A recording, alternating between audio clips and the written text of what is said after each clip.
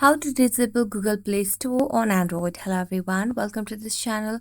I'm Emily and I'm here to help you out today. So without any delay, let's get started. Now to disable the Google Play Store on Android, what you simply need to do is tap on the settings application on your device. Next, scroll down and then tap on apps.